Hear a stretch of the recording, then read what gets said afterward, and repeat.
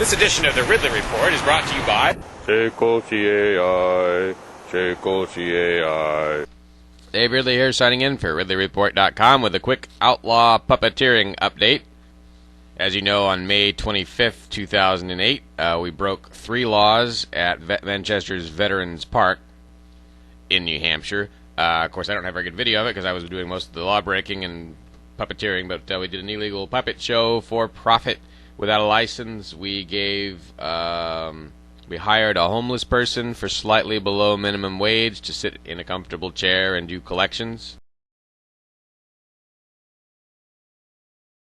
Thirdly, we put water in milk containers, which is also illegal under New Hampshire law.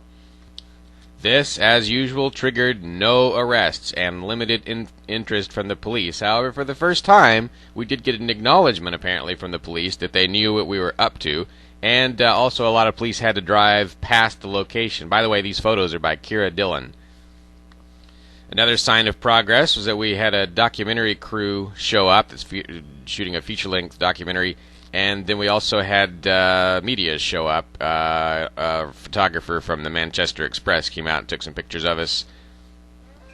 Other minor media victories to report on this endeavor are the fact that my letter to the editor about the event did publish before the event.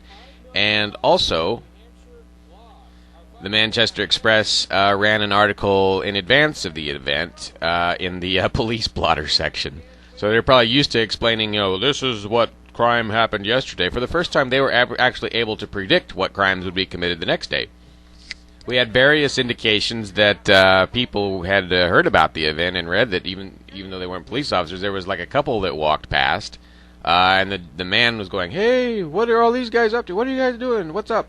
And his wife basically just answered all his questions for him. She was just an average Manchester resident, wasn't one of us, but she was just walking by and she's like, "Oh, it was in the paper," and she explained to him what we were doing. We didn't have to even open our mouths.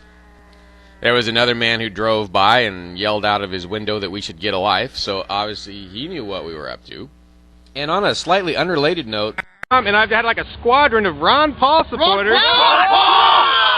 This is really exciting. Right before I went over to start the puppeteering event, I'm happy to report to you that I was out petitioning, and I was swarmed by Ron Paul high schoolers. And I've got video of that. It's a stunning scene. It was like the whole Ron Paul primary situation revisited, and in fact in the same location where there was a giant Ron Paul rally.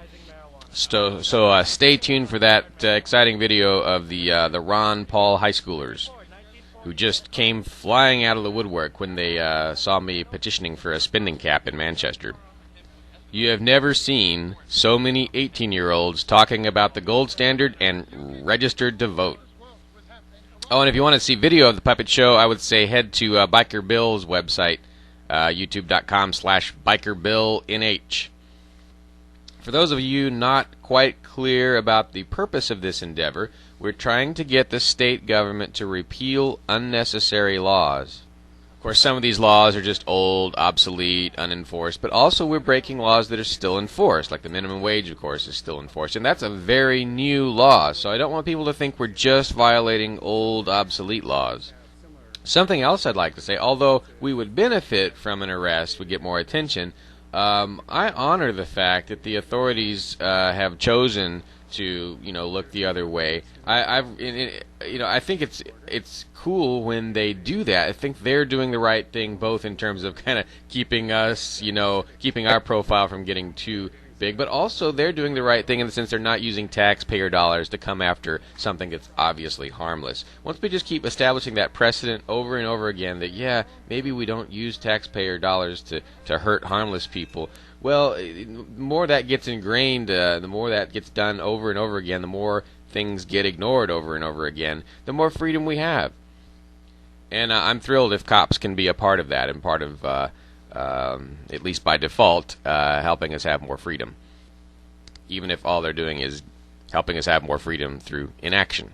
I guess if all cops did nothing except protect people from each other, we would pretty much have freedom. Another thought that I had is it's possible that the authorities will just wait. They'll just wait until there's like 15 different things we're breaking the law, then they can sort of cherry pick which law they want to enforce.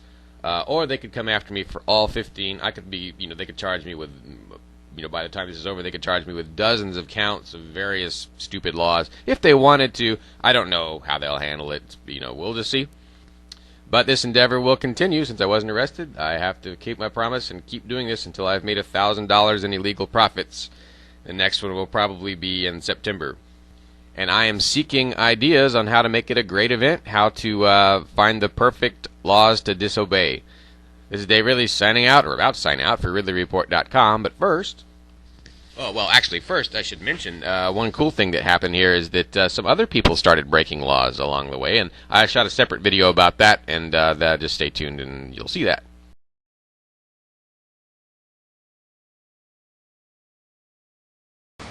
By the way, this edition of the Ridley Report is brought to you by SACL CAI, by Jason Osborne over at SACL CAI. SACL is the company that collects a whole different way. A collections company that knows you want your customers treated with respect. They know that not only do you want your money, you want to keep your customers. So that's why their motto is SACL CAI. They collect with respect. SACL CAI, SACL CAI.